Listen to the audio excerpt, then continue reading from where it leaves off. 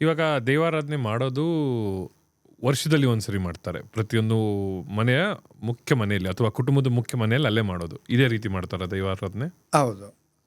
ಪ್ರತಿ ಸಂಕ್ರಾಂತಿ ತಂಬಿಲ ಅಲ್ಲ, ಪ್ರತಿ ಸಂಕ್ರಾಂತಿಗೆ ತಂಬಿಲ ಕೊಡುವಂಥದ್ದು.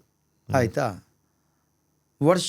ಪ್ರತಿ ಸಂಕ್ರಾಂತಿಗೆ ಸಂಕ್ರಾಂತಿ ಪೂಜೆ ಯಾವ ರೀತಿ ಅಂತ ಹೇಳಿದ್ರೆ, ಇಡೀ ಮನೆ ಮಂಚವನ್ನು ಶುದ್ಧೀಕರಣಗೊಳಿಸಿ, ಏನೂ ಬಳಸಲಿಕ್ಕಿಲ್ಲ, ಕೂಚಿ ಅಂತಿದೆ, ಜಲಸಂಖ್ಯೆ ಪ್ರಕೃತಿ ತತ್ವ, ಹೂಜಿ, ಅದಕ್ಕೆ ಕೂಚಿ ಅಂತ ಹೇಳೋದು. ದೈವತ್ವ ಅದರಲ್ಲಿ ಶುದ್ಧ ಬಾವಿ ನೀರನ್ನು ಅದಕ್ಕೆ ಹಾಕಿ ಇಟ್ಟು, ಇದ್ದರೆ ಕೇಪಳ, ಇದ್ದರೆ ಹಿಂಗಾರ. ಕೇಪಳ ಹಾಕಿದರೆ ಬಹಳ ಪವಿತ್ರ, ಕೇಪಳವು ಕಿಷ್ಕಾರಕವು, ಅದು ಹಾಕಿದರೆ ಬಹಳ ಪವಿತ್ರ. ಮತ್ತೆ ಒಂದು ಸಿಯಾಳ, ಒಂದು ದೈವಕ್ಕೆ ಒಂದು ಸಿಯಾಳ, ಅದನ್ನು ಕೊಡತ್ತಿ ಬಣ್ಣದ ಹೊಟ್ಟೆ ಮಾಡೋದಲ್ಲ, ರಂಧ್ರ ಮಾಡೋದಲ್ಲ, ದೈವಕ್ಕೆ ಟಕ್ಕ ಹಿಡಿದ್ರೆ ಹೀಗೆ ಬಡಿದು ಇಡುವಂಥದ್ದು.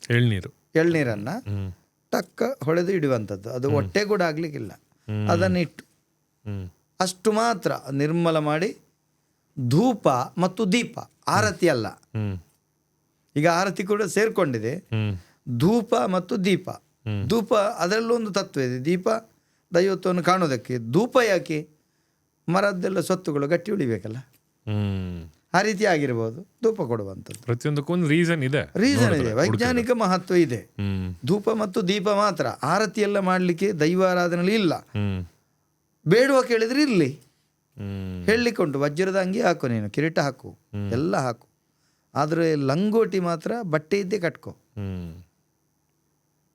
ಆಯ್ತಾ?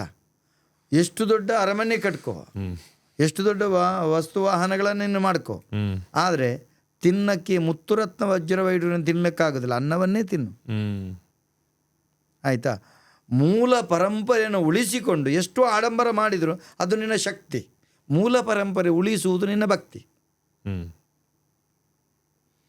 ನಿನಗೆ ತುಂಬ ಆಸೆ ಇರ್ತದೆ, ನಿನ್ನ ತಾಯಿಗೆ ಕೊಡಬೇಕಾದಂಥ ಅನ್ನಾಹಾರಗಳನ್ನು ಕೊಡು, ಅದರ ಮೇಲೆ ಚಿನ್ನ, ಅದರ ಮೇಲೆ ಬಣ್ಣ, ಅದು ಅವನಿಗೆ ಶಕ್ತಿಗೆ ಬಿಟ್ಟರು.